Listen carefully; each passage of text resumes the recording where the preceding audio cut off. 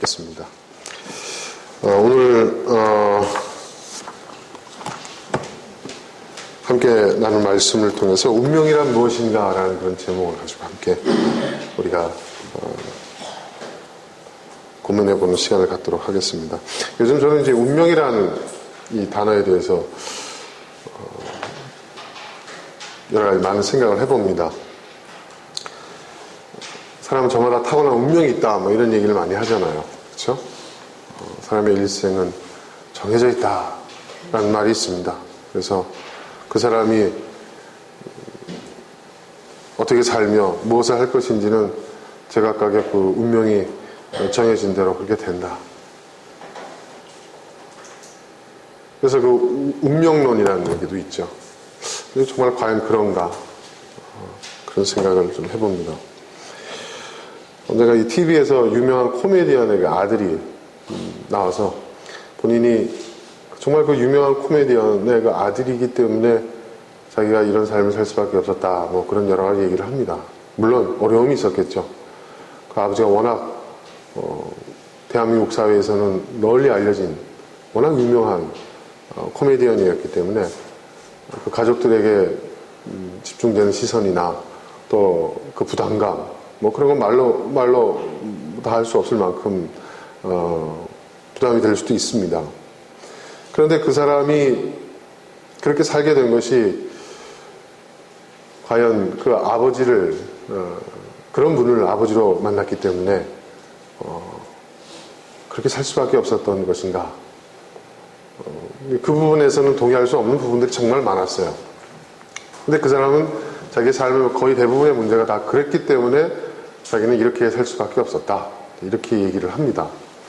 뭐 그 사람 입장에서는 그런 얘기를 할 수 있을지 모르겠지만 지켜보는 사람 입장에서는 그렇지 않다. 그렇지 않다. 근데 실제로 보면 그런 거 없습니다. 형제간에도 똑같은 부모에서 태어난 형제간에도 제각각의 인생을 살아가요. 그렇죠? 부모가 해준 건 똑같거든요. 예. 왜 그럴까?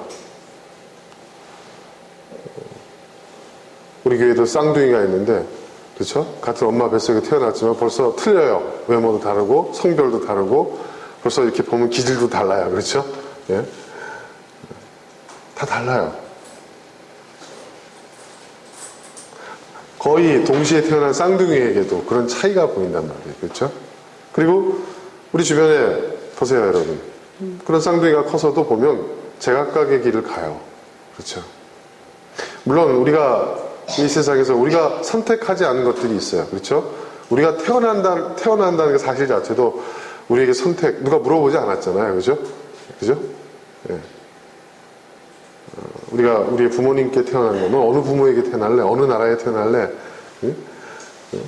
언제 태어날래? 누가 물어보고 우리의 동의를 얻어서 또 우리의 선택에 의해서 그렇게 된 거 아니지 않습니까? 생명이라는 것, 우리가 존재한다는 이 사실 자체도 어떤 의미에서 보면 우리가 선택한 게 아니에요. 그렇죠? 우리에게 주어진 것이죠.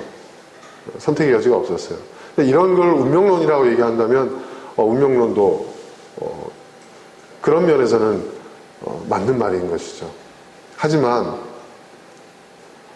존재하는 모든 것들이 사실은 그 존재의 여부를 스스로 선택한 것은 아무것도 없어요. 그렇죠, 여러분? 그렇지 않습니까? 그것이 사람이든 동물이든 하다못해 뭐 생명이 없는 사물도 마찬가지죠. 그렇죠? 예. 존재하는 모든 것들은 사실 어떤 의미에서 스스로의 선택에 의해서 존재하는 것이 아니죠. 예. 존재하게 된 거예요. 존재한다는 그 자체를 우리는 그걸 하나의 어떤 운명적인 어떤 것으로 그렇게 태어났기 때문에 어느 부모에게서 태어났기 때문에 그렇게 살 수밖에 없다. 뭐 돈 많은 부자의 자녀가 태어나면 또 부자가 될 수밖에 없고 거지에게서는 거지가 될 수밖에 없고 또 뭐 그런 여러 가지 얘기들이 있을 수 있죠. 특히 예전에 이제 과거에 그 신분사회 때는 더더욱 그런 게 있었어요. 그렇죠? 노비의 자식은 노비가 돼야 되고, 그죠? 예. 귀족의 자손, 귀족이 돼야 되고, 그죠? 세습되었죠. 그 신분이 세습된다는 것은 운명도 세습된다는 얘기거든요, 사실은. 그런데 그러한 그 폐쇄된 사회 구조가 잘못됐다는 것을 인류는 깨닫기 시작했어요. 인류 역사가 지속되면서. 그래서 그런 그 불합리하고 부조리한 사회 제도를 이제 더 이상 인류는 받아들이지 않잖아요. 그죠? 물론 아직도 그 몇몇 국가나 특정한 사회에서는 그러한 것들이 남아있긴 하지만 대부분 보편적 그 인류 사회에서 바라볼 때 그것은 이제 온당치 않은 거잖아요.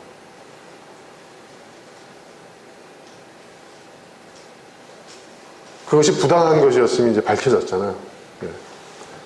기득권자들이, 힘을 가진 사람들이, 권력을 가진 사람들이 자신들이 갖고 있는 그 기득권을 계속 영위하기 위해서 그들이 강요한, 힘없는 사람들에게 강요한 그러한 그들의 어떤 지배 구조였다는 것을 이젠 다 알잖아요.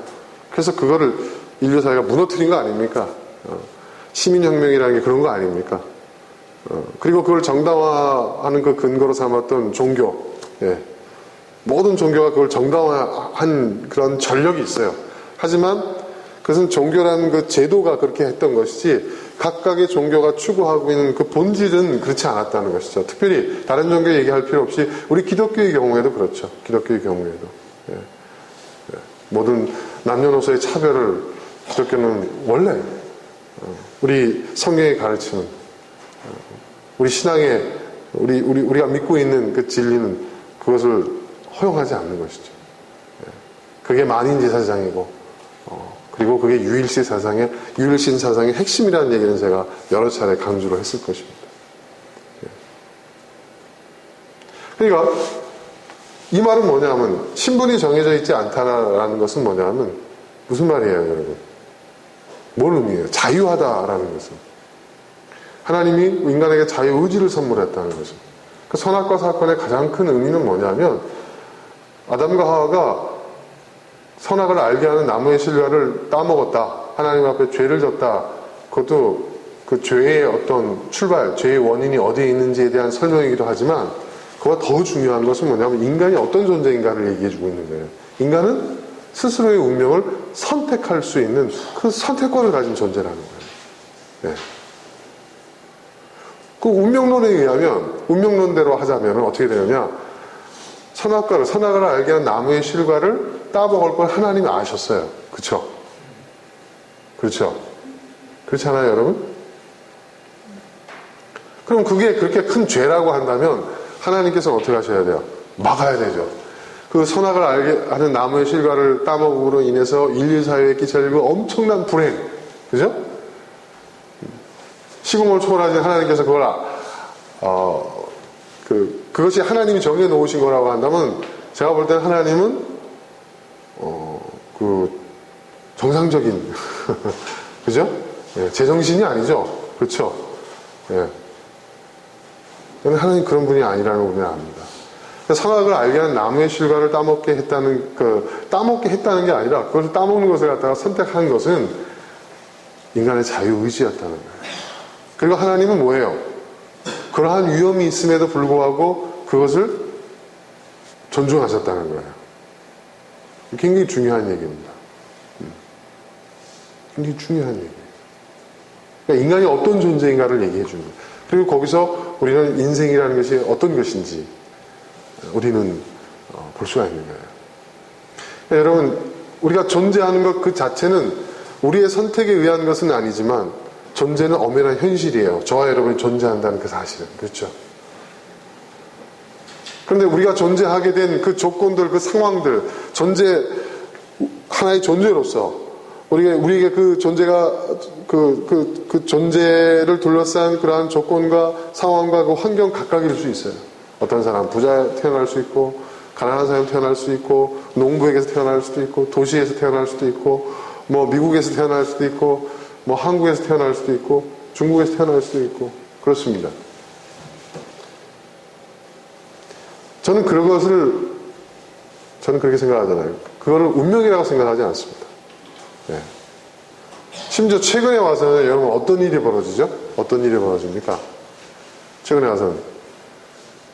예전에는 어떤 나라에 태어나는 것은 주어진 운명이라고 생각했어요. 그래서 그 나라에 태어나면 평생 그 나라의 백성으로서, 그 나라의 국민으로서 살아가야 된다고 생각했습니다. 요즘 어떻습니까? 그것도 깨져버렸어요. 그렇죠? 예. 국적을 옮길 수가 있어요. 예. 그래서 옛날에는 신민이라는 얘기가 있었어요. 신민. 그러니까 국가라는 제도가 있었고 그 제도 그 안에 있는 사람들은 다 누구나가 신민. 신민이라는 게 뭐냐? 여기서 신민이라는 것은 뭐냐면 신하.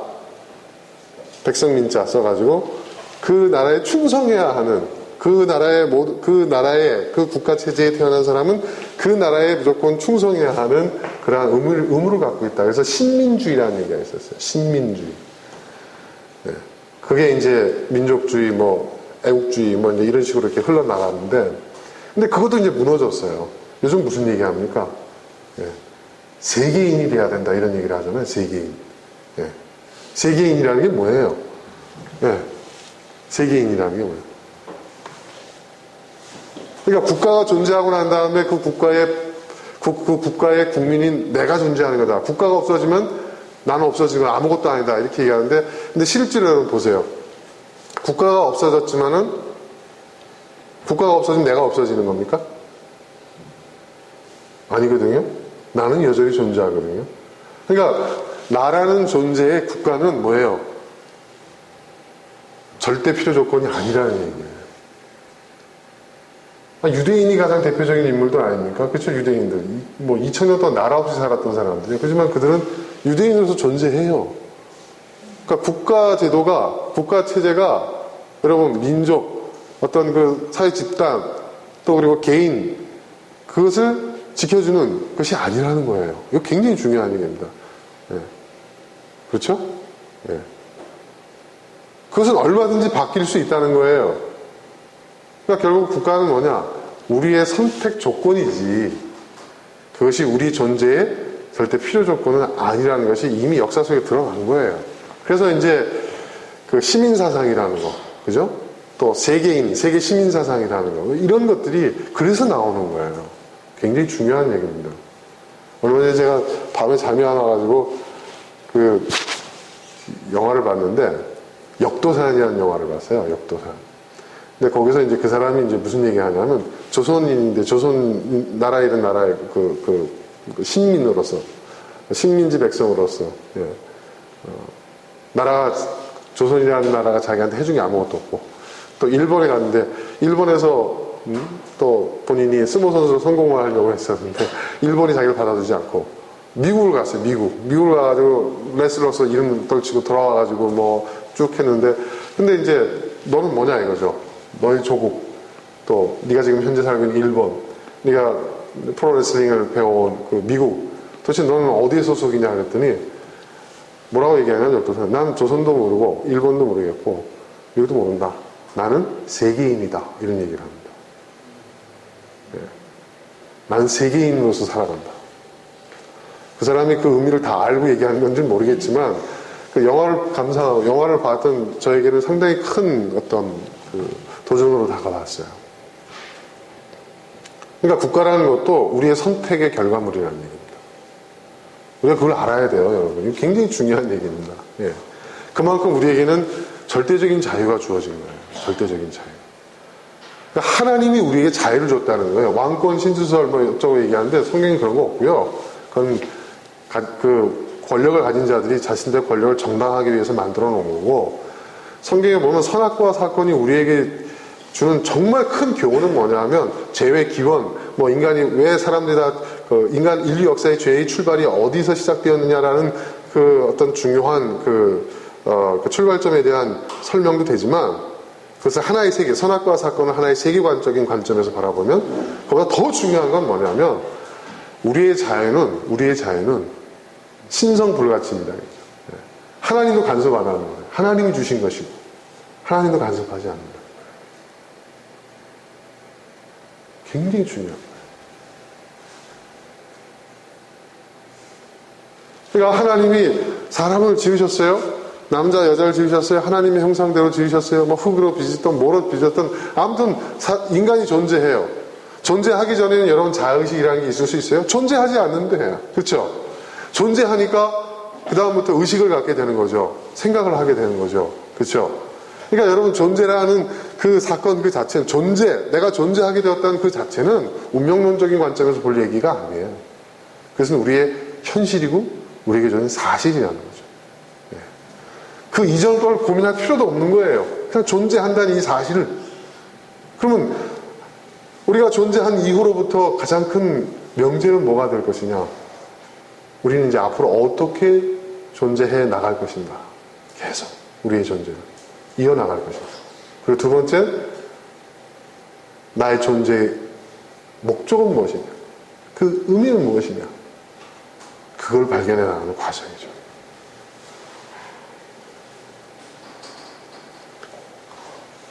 그런데 운명이라는 것이 계속 얘기가 돼요. 제가 퇴근할 때 가끔씩 김 씨라는 사람이 진행하는 라디오 프로를 듣습니다. 제가 항상 기독교 방송만 듣는 건 아니에요. 재미없어요. 지루해서 잘 안 듣습니다. 맨날 똑같은 소리만 하고, 예. 오히려 사람 냄새 나는 그런 방송을 듣는 게 더 나은 것 같아요. 최유라 씨 방송이나 이런 거 듣습니다. 아, 사람들이 이렇게 살고 있구나. 아, 나하고 크게 다르지 않구나. 퇴근하다가 이제 김 씨가 진행하는 라디오를 딱 들었는데 그분이 그런 얘기를 하더라고요. 그분 완전 운명론자더라고요. 보니까. 예. 만나야 될 사람은 결국 만나게 되고, 결국 사실은 무언가 다 정해져 있는데 우리만 그걸 모를 뿐이지 정해져 있다. 그런데 저는 거기에 동의할 수가 없더라고요. 과연 그럴까?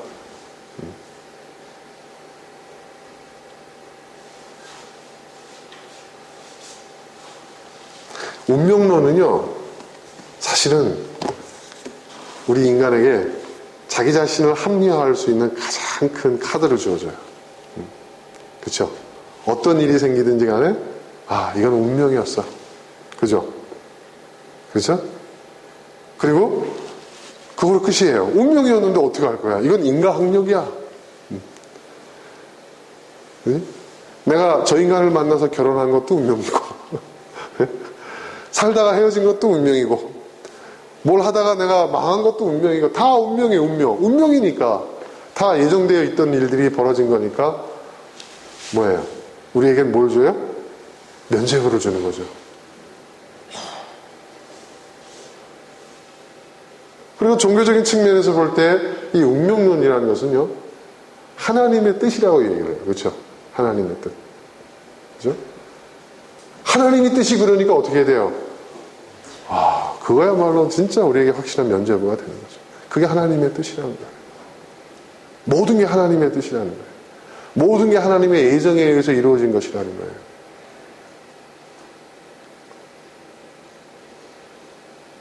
사실 이 운명론이라는 것은 앞서 말씀드린 대로 이 권력자들이 만들어낸 그 사회 체제를 지배하기 위한 하나의 환상입니다.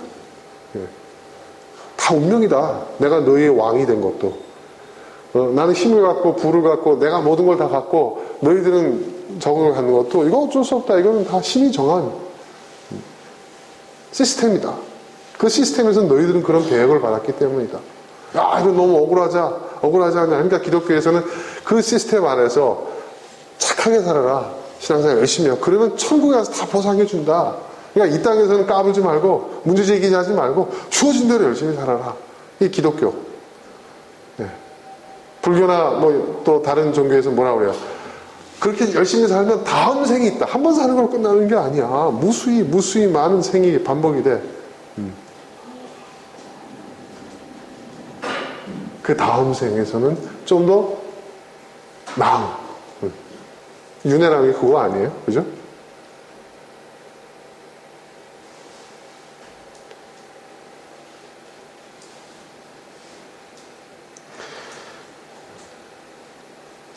근데 인류의 역사는 그게 온당치 않다는 것을 이제 알았어요. 인류는. 그래서 거기에 그건 잘못된 것이다. 자유와 평등의 가치를 얘기합니다. 모든 차별을 척결하고 인간이라는 그 존재만으로도 존엄한 것이다. 모든 생명은 존중돼야 되고 존재하는 모든 인간에게는 기본권이라는 게 있다. 그 기본권은 존중해줘야 된다. 그리고 모든 차별과 또 편견 이런 것들은 부당한 것이다.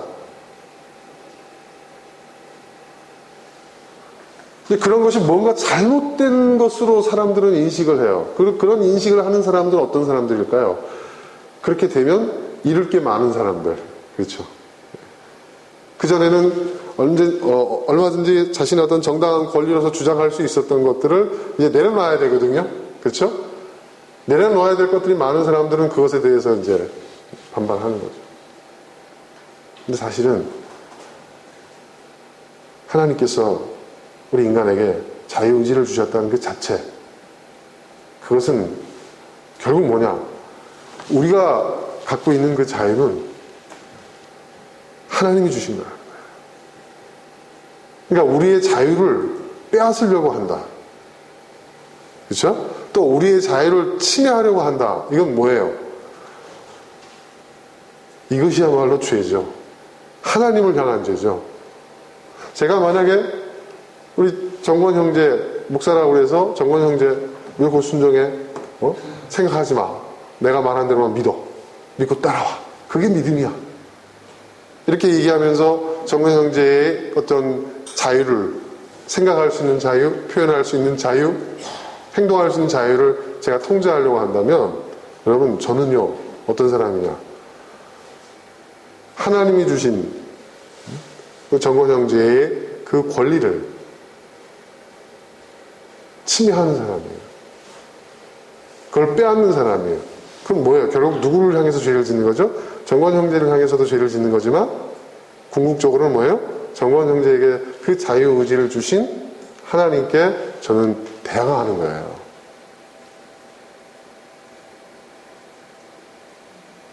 무슨 말인지 이해되시죠, 여러분? 그래서 이 자유의 가치라는 것이 너무나도 소중한 겁니다.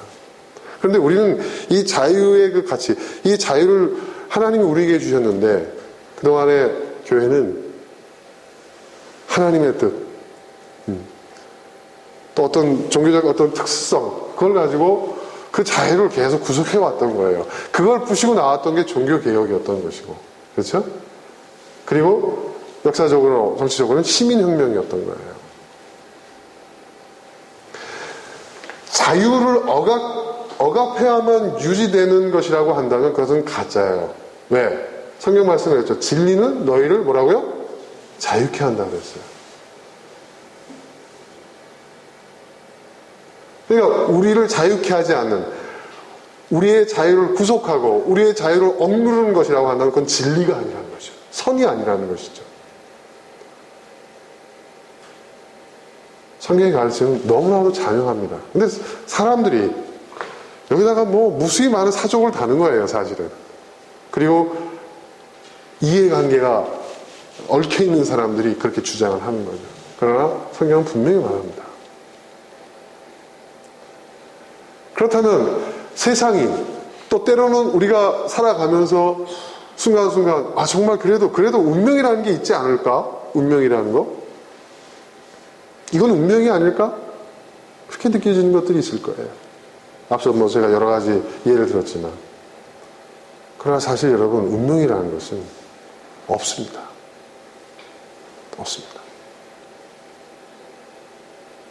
제가 언젠가 그 예배 시간에 설교를 한번 그렇게 한 적이 있죠. 하나님의 백성은 이미 태초부터 하나님께서 다 정해놓으셨고 구원받지 못할 사람들도 정해져 있고 그런 부분에 대해서 제가 좀 뭐라 그럴까요? 그 부분에 대해서 제가 반론을 펼치는 그런 그 설교를 한번 한 적이 있죠. 우리 교회에 교인이 몇 명 안 되지만 우리 교회에 그 설교를 듣는 사람이 꽤 있는 것 같아요. 뭔가 좀 논쟁의 여지가 있는 설교를 하고 나면 제 메일이 불이 납니다. 그냥 막 날라와요. 막.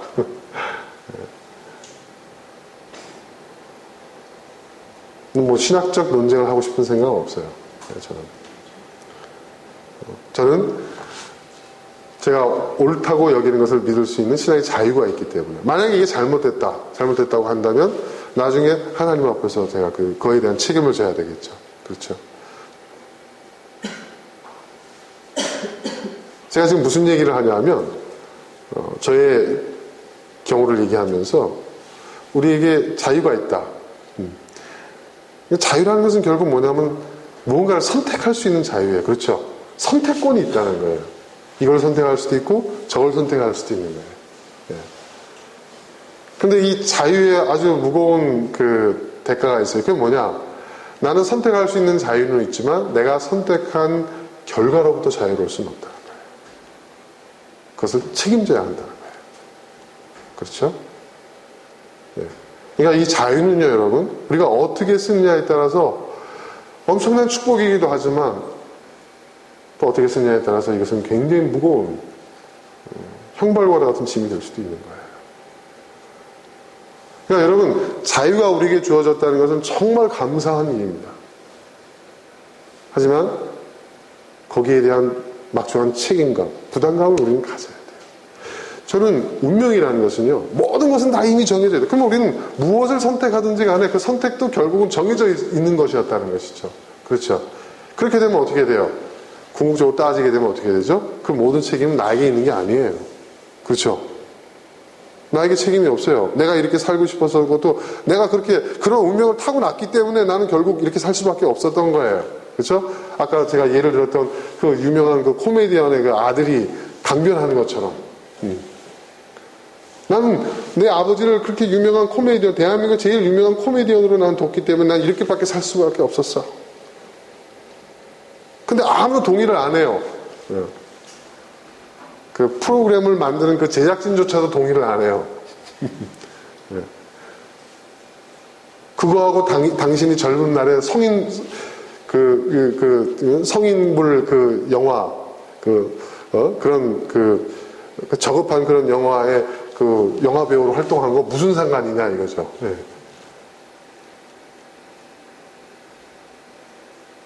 근데 저는 그걸 보면서 우리 그 운명론에 대한 어떤 우리의 생각들도 우리가 좀 해봐야 되지 않나라는, 이걸 보는 시청자들이 해야 되지 않나라는 생각을 해봤어요.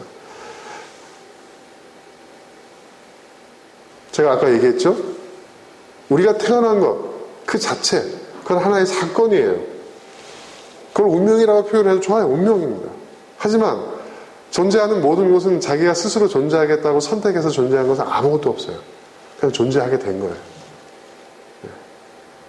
모든 생명, 인간, 그리고 하물며 사물도 그렇다 이거예요. 저 피아노도 내가 피아노가 돼야 되겠어 하고 생각하고 자라는 나무가 있었겠어요? 그렇죠? 피아노가 된 거죠. 사물도 그래요. 생명도 마찬가지예요. 물론 우리가 신앙적으로 얘기할 때, 또 철학적으로 얘기할 때 그 이면에는 하나님의 어떤 목적과 이유가 있고 그런 어떤 이야기를 할 수 있죠. 하지만 존재 그 자체를 놓고 얘기할 때 존재한다는 그 사실 자체는 현실이라는 거죠. 우리 학생들은 좀 어렵게 생각할지 모르겠지만 이건 철학적인 얘기가 아니에요. 우리에게 주어진 현실에 대한 이야기예요. 사실에 대한 이야기예요. 내가 존재합니다. 그런데 존재하는 우리에게 주어진 것들이 있어요. 네. 그 사람이 어떤 부유한 환경에서 태어나냐, 가난한 환경에서 태어나냐, 이렇게 발달된 도시 지역에서 태어나냐, 농촌 지역, 이런 얘기하는 게 아니라 인간으로서 존재하게 된 우리에게 주어진 가장 큰, 존재에게 주어진 가장 큰 권리, 또 조건, 이렇게 얘기할 수 있는 것이 뭐냐면 자유라는 거죠, 자유. 그러면 인생이라는 것은, 삶이라는 것은 어떤 것이냐? 그 사람이 어떤 사람이냐?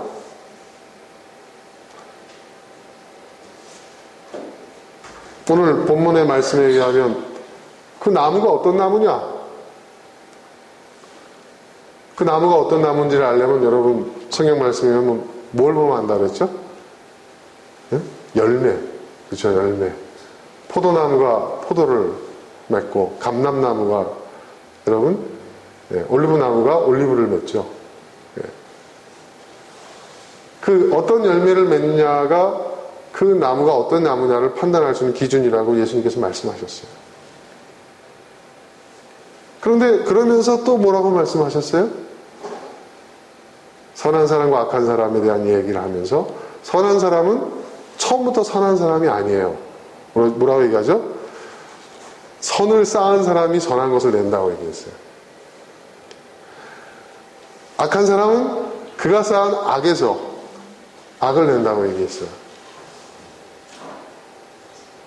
행위의 결과로 보면은 이 사람이 선한 사람이고 이 사람이 악한 사람을 얘기를 할 수 있어요.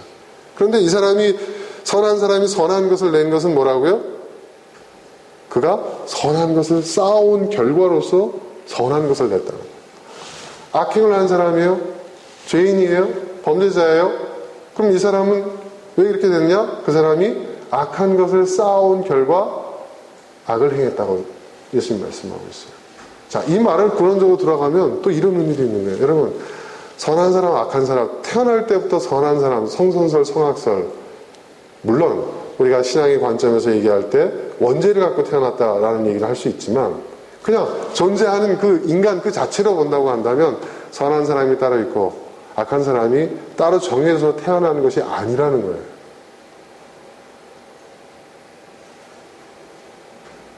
태어날 때부터 악인으로 태어나는 사람은 없다는 거예요. 물론 모든 존재가 다 기독교적 관점에서 볼 때는 원죄를 갖고 태어나지만 존재하는 인간 그 자체로 놓고 볼 때 선하게 착한 사람으로 태어난 사람 따로 있고 악한 사람으로 태어난 사람이 있는 게 아니라는 거예요. 그러면 선한 사람과 악한 사람을 가르는 기준이 뭐냐? 그가 뭘 쌓아오며 살았느냐는 거예요. 여기서 쌓아온다는 게 뭐예요? 우리가 지금 보고 있는 세번역 성경에 갈물이라고 표현했는데 갈물이라는 게 뭐예요, 여러분?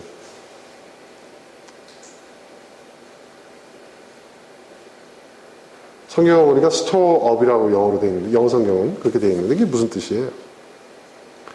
저장해 둔다는 거예요. 그죠? 저장한다는 건 뭐예요? 아무거나 저장하나요? 내가 좋아하는 것들을 저장하잖아요. 그죠? 내게 필요한 것들. 내가 선택한 것들이죠. 내가 선택한 것을 저장한단 말이에요. 그죠? 그러니까 결국은 뭐냐? 선택이 쌓여서 선한 사람과 악한 사람을 만든다는 거예요. 그 선택에 쌓여서 그 사람의 인생과 삶을 구성한다는 거예요. 그리고 그 선택에 쌓여서 사람들이 말하는 소위 말하는 운명이라는 것도 그 선택의 결과라는 거예요.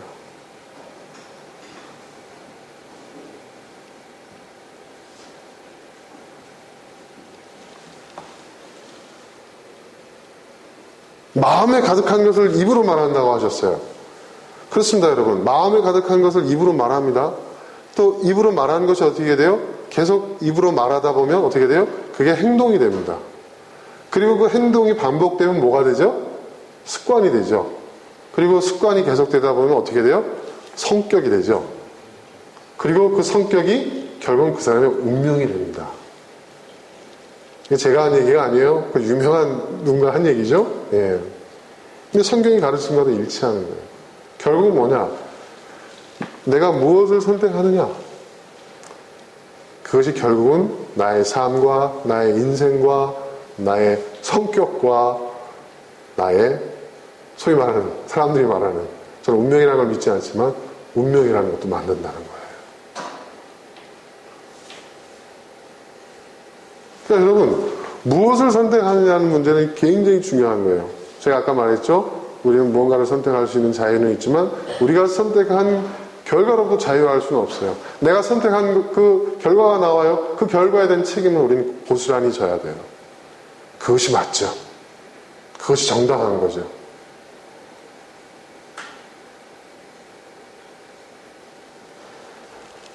지난주에 제가 이 자리에서 여러분 앞에서 설교했던 내용이 굉장히 충격적이었나 봐요. 예. 예. 하나님 나를 심판하소서. 예? 그죠? 심판을 면케해달라는 것보다 나를 심판하소서. 이것이 회개하는 자의 진정한 자세다. 예. 마땅한 태도다. 그리고 구약의 선지자들이 특별히 이 소선지서에서 등장하는 예언자들이 그렇게 했다. 굉장히 그게 좀 논란이 있었던 것 같습니다. 근데 저는 그렇게 믿습니다. 네.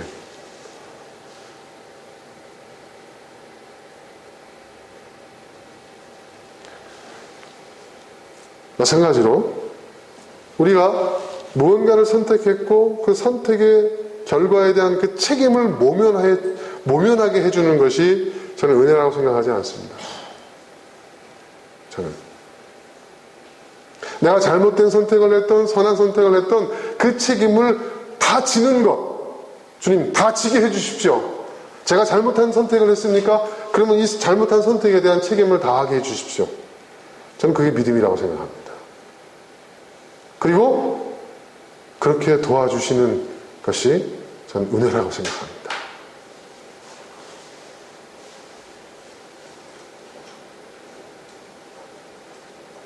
우리가 그런 자세로 우리의 인생과 우리의 삶과 또 우리에게 남겨진 우리가 살아가야 할 날들 그리고 우리 앞에 펼쳐진 세상을 그런 자세로 그런 태도로 바라봤을 때 우리는 달라질 수밖에 없습니다. 그렇죠? 그렇죠. 좀 더 큰 책임감을 느끼게 되고 좀 더 능동적이고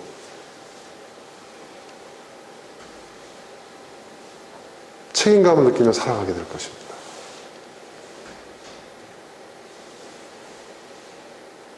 우리는 자꾸 무언가 하나님께로부터 받아내야 된다고 생각을 하는 게 있는 것 같아요. 그렇죠? 그것도 운명론적인 어떤 연장선상이에요. 그죠? 예. 우리의 문제는 뭐예요? 더 축복받지 못하고, 예. 더 은혜 받지 못하고, 뭔가 더 받지 못해서, 그러니까 모든 문제의 해결은 우리가 하나님께로부터 받아내면, 우리가 세상에서 얻지 못하고 내 힘으로 얻지 못한 것을 하나님께로 받아내면 해결될 거라고 생각하고 있단 말이에요. 그리고 그걸 믿음이라고 생각하고 있어요. 과연 그럴까요?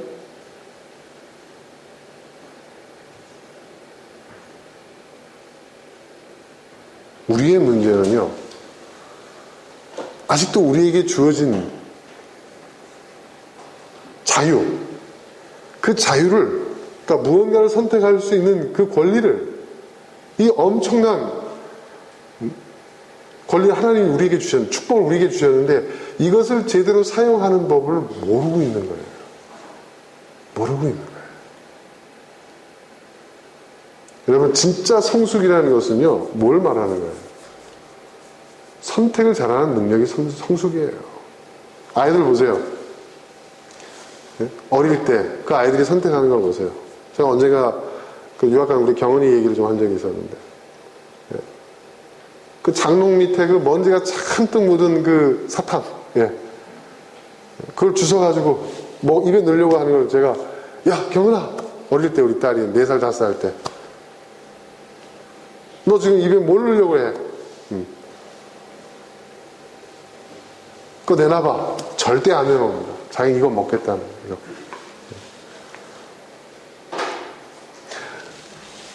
당장은 입에 달콤하겠죠. 하지만 배탈 나겠죠. 근데 똑같은 상황이 지금 뭐 21살, 22살 된 우리 딸이 그 장롱 밑으로 들어간 먼지나 사탕 먹겠어요? 절대 안 먹을 겁니다. 그죠? 그걸 선택하지 않을 거예요. 차라리 안 먹지. 그렇죠, 여러분? 성숙이라는 것은요, 선택을 잘 할 수 있는 능력이 키워지는 거예요. 그러면 성경은 어떤 역할을 하느냐, 우리에게? 우리는 성숙하지 못하거든요. 그래서 말씀을 통해서 우리에게 우리가 성숙된 선택을 할 수 있는 조언을 해주고 있는 거예요. 그런데요, 참 이게 인간이라는 존재가 참 굉장히 모순인데요. 이게 보면 말을 안 들어요. 그렇죠? 끝을 봐야 분명히 선악과를 따먹지 말라고, 자유의지를 주시면서 선악과를 따먹지 말라고 했지만 그걸 따먹어야 직성이 풀려요. 인간은 망해도 내가 당해봐야 직성이 풀리는 게 인간인가 봐요. 제가 저희 자식들한테 그런 얘기를 합니다. 우리 아이들한테. 지금 보면 보이잖아요. 여러분 보이잖아요. 여러분 보이시죠? 우리 아이들이 이대로 가면 어떻게 될지. 걔네 미래가 보이시지 않습니까? 예. 보여요. 자식의 미래가 보입니다. 예.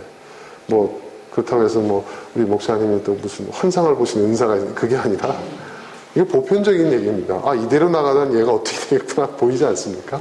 예? 그래서 얘기해요. 야, 지금 네가 이럴 때가 아니야. 지금 네가 하고 있는 선택은 잘못된 선택이야. 지금 이런 선택을 해야 돼. 이런 얘기 하잖아요. 정말 아이를 사랑하는 마음 하죠. 근데 말 듣나요, 안 듣나요?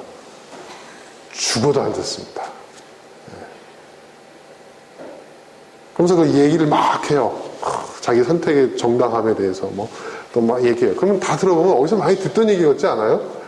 제가 얼마 전에 저희 아들하고 조금 논쟁을 했는데 얘가 막 자기 나름대로 얘기를 하는데 어디서 많이 듣던 얘기예요. 근데 가만 보니까 그 모습에서 10대의 저의 모습을 보는 거죠. 제가 부모님께 했던 얘기를 그대로 하더라고요. 아, 이래서 우리 어머니가 너랑 똑같은 아들을 낳아봐라 뭐 이런 얘기를 하셨구나. 예. 인간은요, 인간의 어리석음은 뭘까요? 그것이 인간의 가능성이기도 하지만 사실은 이게 또 인간의 어리석음이기도 해요. 인간의 어리석음은 뭐예요?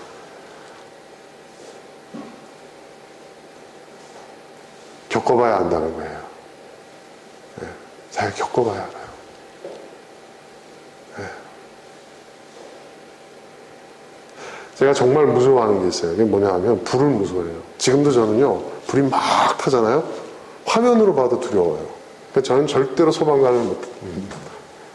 왜 그러냐면 어릴 때 추운 겨울에 지금은 여러분 없지만 집안에 다 난로가 있었잖아요. 기억나시죠 여러분? 다 난로가 있어요. 저희 집안에도 연탄 난로가 있었어요. 그래서 그 방 한쪽 구석에 연탄 난로가 있었고 연통이 이렇게 되면 거기서 이제 그 연통과 연통이 연결되는 데서 뭐 이렇게 물이 떨어지잖아요. 그럼 깡통도 달아놓고 막 여러분 기억나시죠? 예. 공감 못 하시는 분들은 요즘 사람들이고 근데 불이 이렇게 빨갛게 이렇게 올라오는 불이 저는 너무나도 그 뭐랄까 따뜻하고 겨울에 있잖아요. 밖에서 놀다가 들어오면 너무 따뜻하고 좋은 거죠. 그래서 저는 난로 가까이에 앉았어요. 항상 난로 가까이에. 그게 상석이라고 저희 형제가 4형제였잖아요. 제가 장남이다 보니까 예, 항상 저는 그게 서열순으로 앉았죠. 텔레비를 볼 때도 겨울에는. 근데 그때 저희 아버님이 뭐라고 하셨냐면 야, 난로 그렇게 가까이 가면 너 뒤인다 그러셨거든요. 근데 저는 그걸 무시했어요. 그러다 진짜 한번 크게 뒤었어요. 정말. 맷도 화상을 입어가지고 병원 가가지고 막 치료받고 난리 났었거든요. 그다음부터는요, 서열이 바뀌었어. 제가 제일 난로에 멀리 앉게 되더라고요. 근데 그때 그 받았던 그 충격 때문에 제가 이 불을 만지는 것을 무서워해요. 사실은.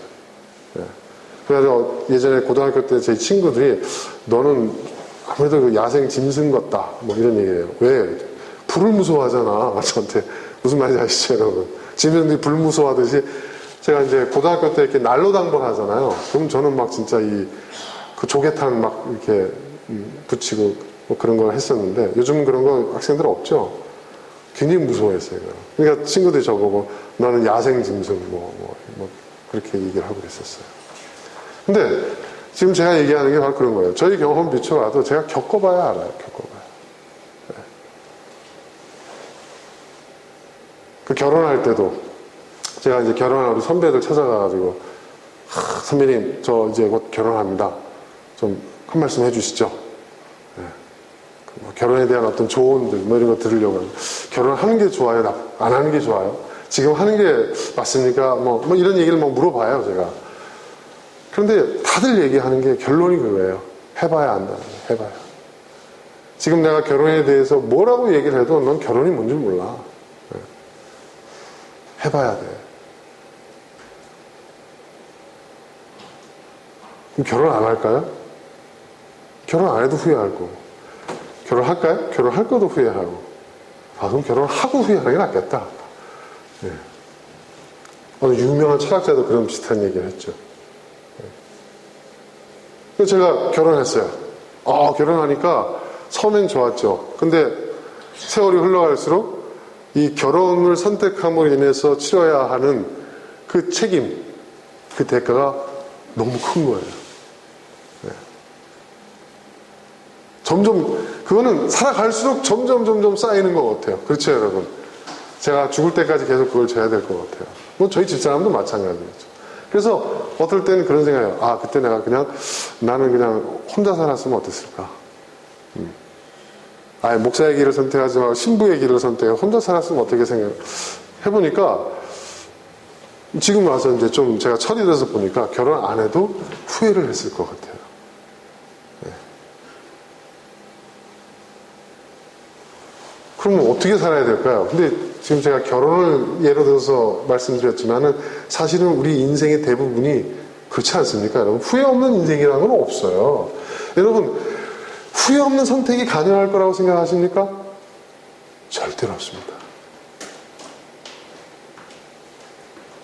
아, 네. 후회 없는 선택이라는 것은 없어요.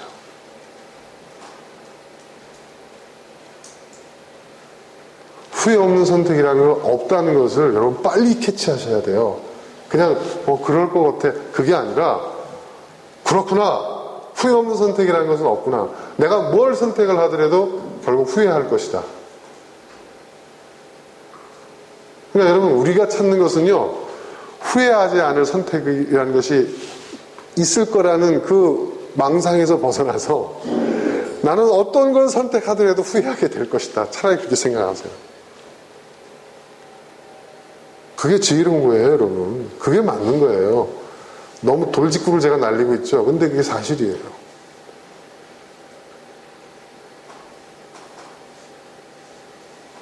정말입니다.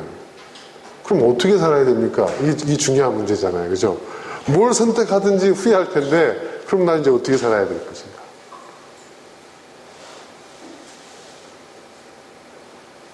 어떤 걸 선택하더라도 후회할 텐데, 어떻게 살아야 될 것인가?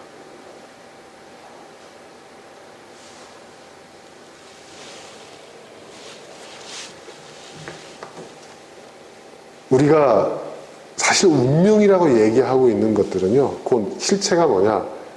우리가 선택한 것에 대한 책임을 지는 것이 운명이라고 우리는 느껴지는 거예요. 이해되시죠? 우리가 선택한 것에 대한 책임을 질 때 우리는 이게 운명인가? 이렇게 받아들여진다는 거죠. 이렇게 느껴진다는 거죠.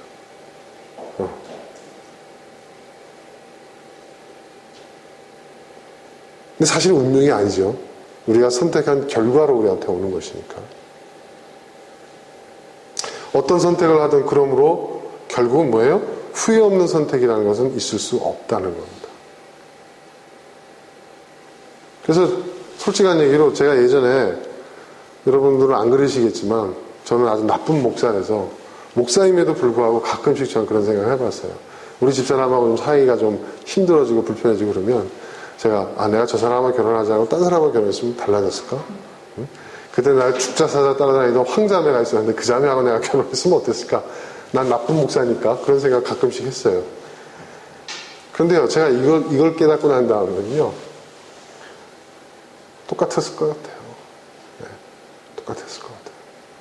어쩌면 더 나빠졌을 수도 있어요. 네.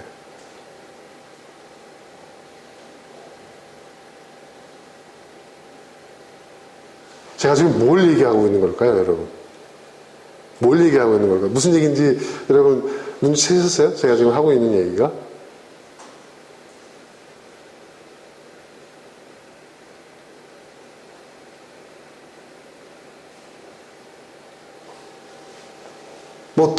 그럼 그냥 무조건 다 받아들이고 그냥, 이게 내 팔자구나 하고 그냥 살라는 얘기입니까? 그거 아니에요, 여러분. 그 얘기 하는 거 아니에요. 그렇게 얘기하셨으면 다시 집에 가셔가지고 이 설교를 다시 들어보세요. 그 얘기하고 있는 게 아니에요, 지금. 여러분, 우리는요, 선택하지 않을 수가 없어요. 내가 선택하고 싶어서 선택한 게 아니야. 나는 선택을 하고 싶지 않아. 해도 우리는 선택해야 돼요. 우리 인생은 크고 작은 선택의 연속이에요. 선택해야 됩니다. 또 선택에 따르는 책임이 있다고 해서 난 그래서 아무것도 못하게 해서 그래서 결정장애자가 되지 마시고 예. 요즘 제가 좀 그런 게 있는 것 같아요. 제가 뭘 선택하기가 겁이 나요. 예. 예. 옛날 같으면 팍 정해놓고 그냥 할 텐데 지금은 뭐 회사 일도 직원들한테 물어봐요. 예. 직원들이 그건 뭐 사장님이 하셔야지 왜 우리한테. 그럼 왜냐하면 그 선택의 결과에 대한 두려움이 있으니까. 제가 여러분들에게 지금 이 말씀, 오늘 이 주제에 대한 이야기는 뭐냐. 여러분, 어떤 것을 선택하든지, 여러분, 우리가 후회하지 않을 선택을 할 수 없다고 한다면, 선택하면, 선택한 것에 대해서 여러분, 미련을 갖지 마세요. 무슨 말인지 아시겠어요? 선택했어요. 그럼 선택이기 때문에 그 선택의 결과가 나올 거 아니에요. 내가 괜히 이런 선택을 해서 그 선택이 잘못된 거 아니야? 내가 이런 선택을 하지 말아야 됐던 거 아니야? 내가 왜 이런 선택을 하게 됐지? 그거는 뭐 상황 때문에, 환경 때문에, 뭐 때문에. 사실 여러분, 우리가 갈등하고 있는 대부분의 문제, 우리가 고민하고, 우리가 괴로워하고 하고 있는 대부분의 문제가 다 이런 식이에요. 그렇죠? 그게 쓸데없는 짓이라는 거예요, 여러분. 선택했으면 그게 나에게 최선이었다라고 믿으세요. 받아들이세요. 그 당시에 정말 수많은 자매들이 날 따라다녔지. 하지만 그 중에서 내가 저 여자랑 결혼했는데, 오선한 사람과 결혼했는데, 이것이 나에게 가장 큰 최선의 선택이었어.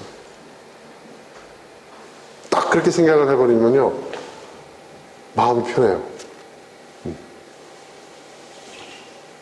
무엇을 선택하든지 여러분 그렇게 하세요. 물건 살 때도 마찬가지예요. 딱 사왔는데, 제가 아는 어느 사람은요, 기분 좋게 사왔어요.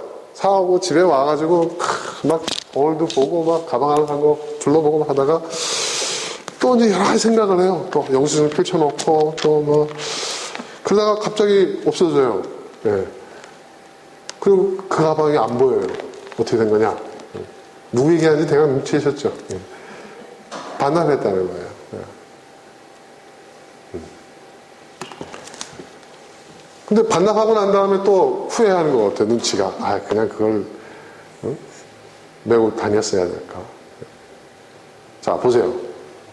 샀어요? 후회가 돼가지고 반납했어요? 반납하고 난 다음에 또 후회해요.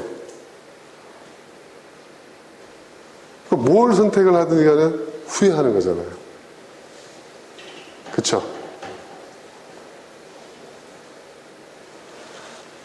제가 지난주인가요? 지지난주인가요? 제가 한번 설교를 한 것 같은데 중국 사람들이 물건을 살 때 어떻게 한다고요? 네? 그 사람들은 선택하기 전까지는 굉장히 많은 생각을 하죠. 일단 선택하면요 뒤도 안 돌아본다고 그랬죠. 그죠? 네. 그리고 그것이 나는 가장 좋은 것을 샀다라고 믿는다는 거죠. 그리고 자기가 한 선택에서 얻을 수 있는 것을 다 얻어낸다고 그러잖아요. 그죠? 여러분, 중국 사람들이 갑옷 입고 이렇게 막 개 끌고 산책하는 그 중국인들 추태해가지고 여러분들 나오잖아요. 그쵸? 근데 중국 사람들 얘기 들어보면 얘기가 완전히 달라요. 잠옷을 입는다는 것은요, 중국 사람들이 잠옷을 입고 잔다는 것은 부의 상징이에요. 무슨 말인지 아십니까? 부의 상징이고 자기가 성공했다는 걸 나타내는 거예요. 자, 근데 잠옷이라는 것은 잠잘 때만 입잖아요. 그죠? 비싼 돈 주고 샀단 말이에요. 활용도가 떨어지는 거예요. 예. 네. 근데 하루 24시간 중에서 잠옷을 입고 다녀도 허용되는 시간이 언제냐? 잠잘 때 하고, 저녁, 집에서. 그리고 아침 일찍. 그때는 좀 잠옷으로 다녀도 허용이 된다 이거죠. 예. 네.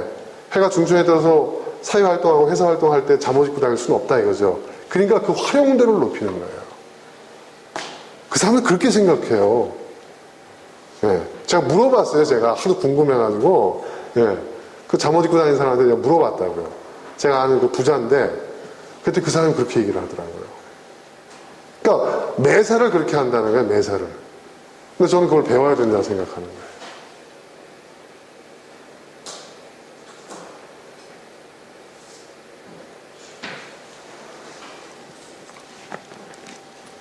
얼마 전에 우리 아들이 저한테 그런 고민을 얘기하더라고요. 이유를 알 수 없는데 아무튼 그때 애 엄마가 밥을 안 해줬어요. 근데 그때 왜 밥을 안 해줬는지 지금도 잘 모르겠어요. 아무튼 밥을 안 해줘가지고 둘이서 이제 밤 10시에 이제 배가 고프니까 햄버거 먹으러 햄버거 가게에 갔다가 이제 오면서 이제 이런저런 얘기하는데 뭐 얘기하다가 이제 우리 아들이 그런 얘기를 저한테 하더라고요. 엄마나 할아버지나 할머니나 집안 어른들이 나한테 누나하고 똑같은 걸 기대하는 것 같다. 그런 얘기를 하더라고요. 지 누나가 공부 좀 했거든요, 사실은. 뭐 그 학교 쉽게 들어간 건 아니거든요. 공부 좀 하는 사람들이 들어가는 학교니까. 세계 뭐 30위 안에 드는 대학이고. 저희 아버님은 너무 해피하세요, 지금. 예. 서울대학교도 50인데 그 대학은 30위더라 하면서 조선일보 한번 나왔대요. 그래서 전화가 오셨어. 흥분하셔가지고. 근데 집안에서 막 그러다 보니까 상대적으로 공부 안 하는 쟤는 좀 소외감을 느끼겠죠. 그러니까 그것 때문에 자기 부담스럽다는 거예요. 어른들 만나기도 부담스럽고 자기한테 그런 게 왜 나는 아들인데 응? 그 제가 그랬죠. 그건 그분들이 너한테 기대하는 것이지 거기에 대한 부담감을 느낀다고 한다면 네가 더 잘 되면 된다. 공부 외에도 네가 선택할 수 있는 여지가 많다. 제가 그 얘기를 해줬어요. 너무 자연스럽게 태연하게.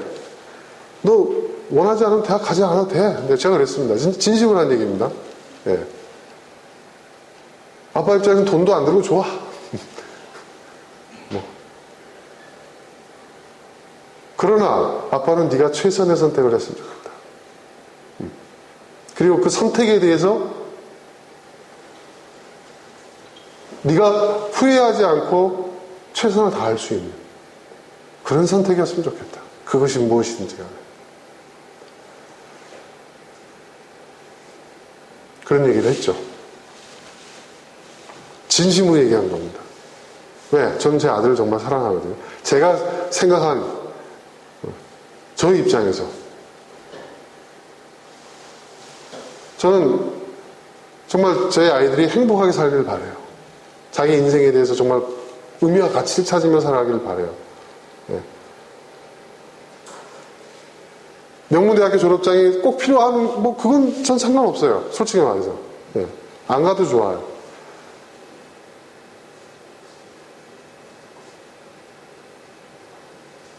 그런데 그런 주변의 기대와 그 주변의 그런 어떤 것 때문에 얘가 자기가 원하지도 않은 선택을 하고 평생 후회하면서 살아가는 건 저는 원치 않습니다. 왜냐하면 저도 그런 경험을 해봤거든요.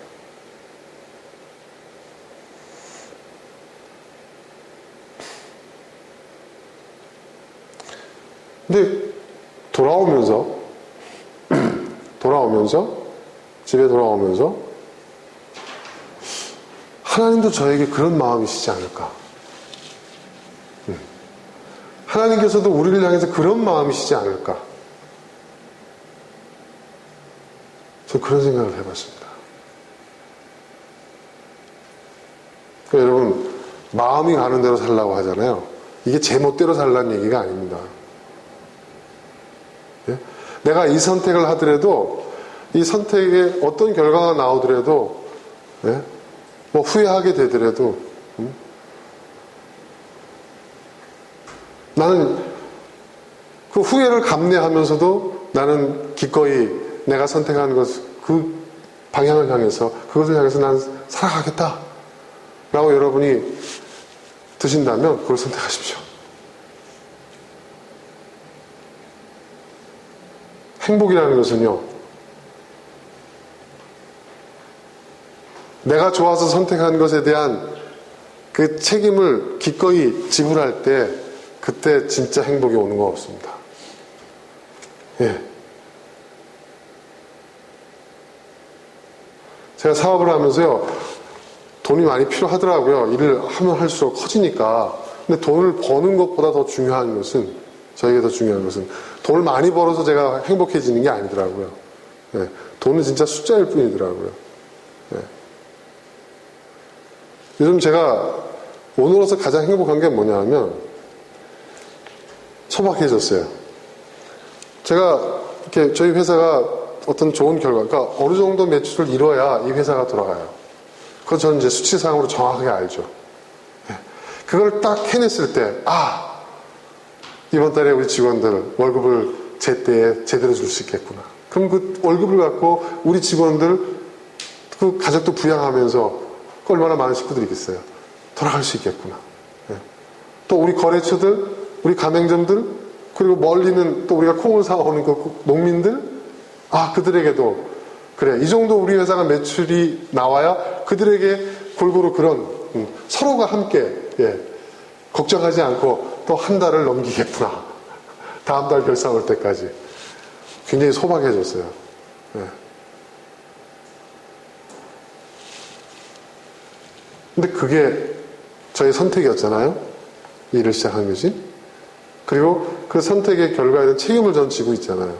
그 책임을 다했을 때, 그럴 때 정말 행복해지더라고요.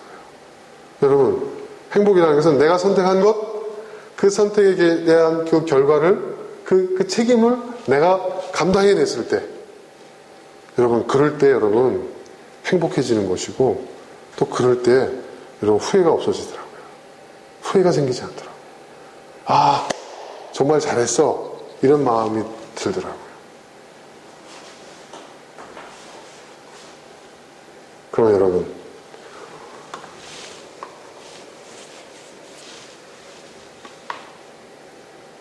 운명을 개척한다는 말이 맞습니다. 저는 운명이란 그 모든 것이 고정되어 있다는 것을 저는 믿지 않습니다. 그러나 이건 운명이 아닐까라고 느껴지는 것들도 있어요. 저에게도. 하지만 분명한 것은 운명을 개척할 수 있는 것이라고 얘기하잖아요. 얼마든지 바꿀 수가 있는 것입니다. 그것은 바로 여러분의 선택. 여러분이 하실 수 있는 거예요. 오늘 말씀처럼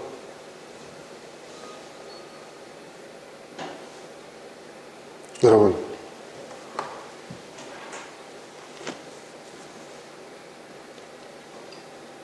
여러분이 선택하는 그 선택의 그 자유를 잘 쓰십시오. 무엇을 거둬들일까? 내 안에, 내 마음속에, 내 삶 속에 무엇을 갈무리할까? 내가 선택하여 취할까? 무엇을? 그리고 여러분이 선택한 그 선택에 대한 책임, 그 결과를 여러분 기쁜 마음으로 감당하실 수 있길 바랍니다.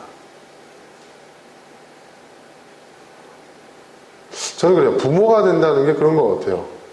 참 부모 노력한다는 게 정말 힘듭니다. 여러분 뭐 지금도 힘들잖아요. 근데 애들이 커나갈수록 더 힘든 것 같아요. 지금 가만 보니까 우리 교회에서 지금 저희 애들이 제일 큰 것 같아요. 그죠? 지금 현재. 제가 좀 있으면 이제 군대 가야 되는데,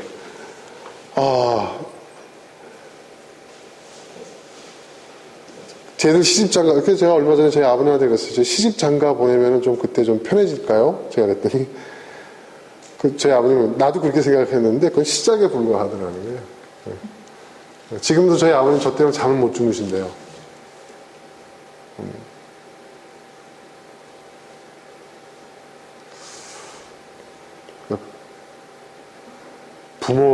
좋은 부모가 된다는 것은, 부모 노릇한다는 것은 평생 제 안에 십자가인가 봐요. 그런데, 여러분 어떻습니까? 지금도 사실 속 많이 세게거든요, 우리 애들이. 예?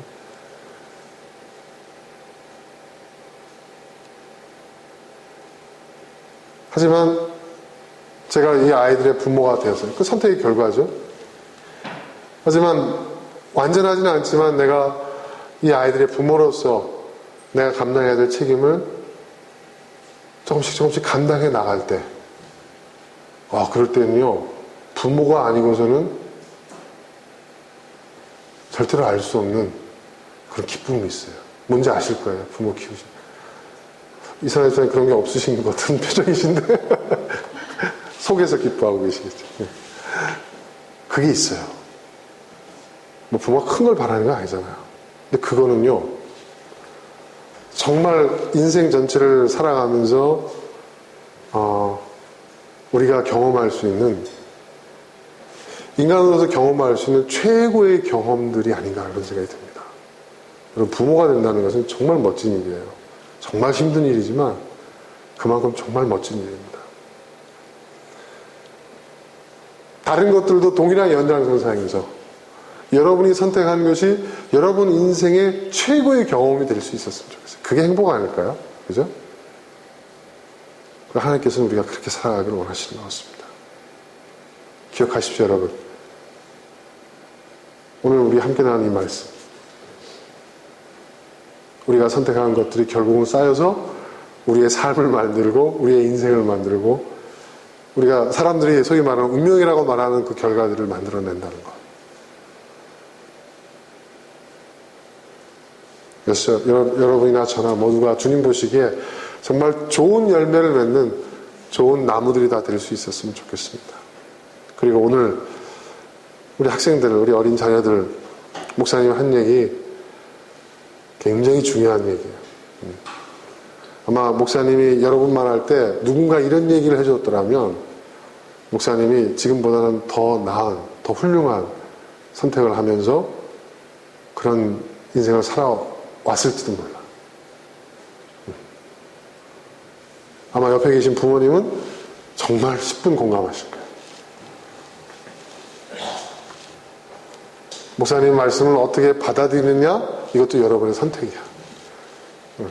좋은 선택을 해서 좋은 열매를 많이 맺는 그런 우리 학생들, 우리 자녀들이 다 될 수 있었으면 좋겠습니다.